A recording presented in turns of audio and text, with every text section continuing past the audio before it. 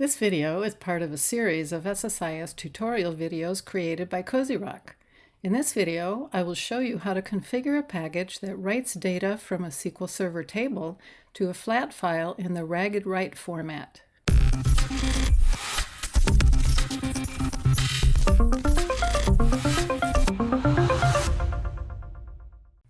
This is the source data we'll be working with in a table, and it has 6 columns and 17 rows.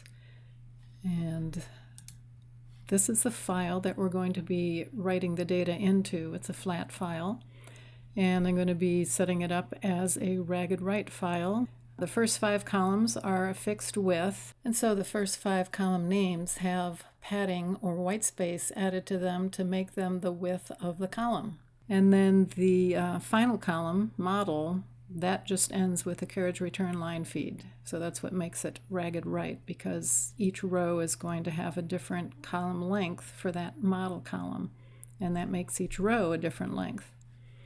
All right, I'll close this file, and now we're in Visual Studio. I'll drag the data flow task onto the canvas. I'll double click on it. Then we'll scroll down and find the OLE DB Source and drag that onto the canvas. We'll be using this to read ragged write data from table. And I'll double click on it to open up the editor. And we need to set up a new connection manager, so I click on New and I select the correct server and database there. Now I need to choose the name of the table that we just looked at, which is automobile inventory. We can preview the data from here, and that's the same data we just looked at in Management Studio. Stay tuned to see how I complete the configuration of the package and execute it.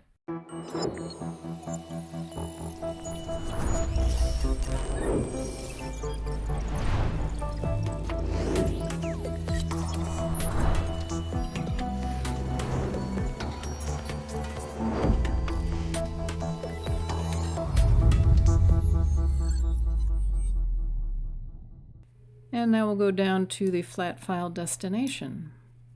And we'll be using this to write data to ragged write flat file. And we'll connect the blue arrow from the source to the destination.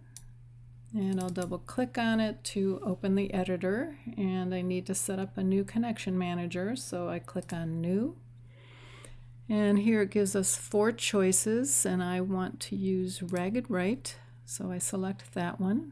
I click OK. And then I need to browse to find the file we'll be writing into, so it'll be automobile inventory RR empty. And down there, the header row delimiter, we're going to leave that set to carriage return line feed, although you have a lot of other options here. And we need to check this checkbox because the column names are in the first data row. And then we'll take a look at the columns here, and we need to set something up, and we can't. So my little trick here is to temporarily change this to fixed width. Then it actually lets us put in the row width. And then we'll go back to General and change the format to ragged write. Now we go back to columns and we can actually see the column headers there. I'm going to change this to Courier New. It's a little bit smaller. And now to set up all the first 5 columns, which are fixed width, I click just under the ruler there at the end of the first column, and I can tell where the end is because it's just before the header name for the next column. So I did that for make and year, and now for color, and for miles, and then for retail price. And then we'll just go take a look under advanced. We need to make some changes to the column names here because it added the white space to make it the same width as the data. So we don't want that in the header name. So I'm taking out that white space here, because if I didn't, then the column mapping wouldn't happen automatically. So, all right, and just to show you, so we have column type is set up as fixed width, and the input column width is 11 here for the make. For the year, fixed width length is, or width is 6 characters. For color, the width is 9. For miles, the width is 7 characters. Retail price is 12. And then model, you'll see the column type is now delimited, and it shows a column delimiter of carriage return line feed. It doesn't show the length there for the input column width. And it uses an output column width of 50, which is fine.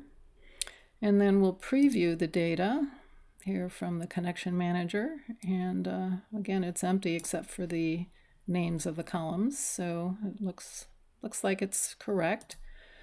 I'll close the connection manager, and then I'm going to preview it again from the component, and everything still looks fine.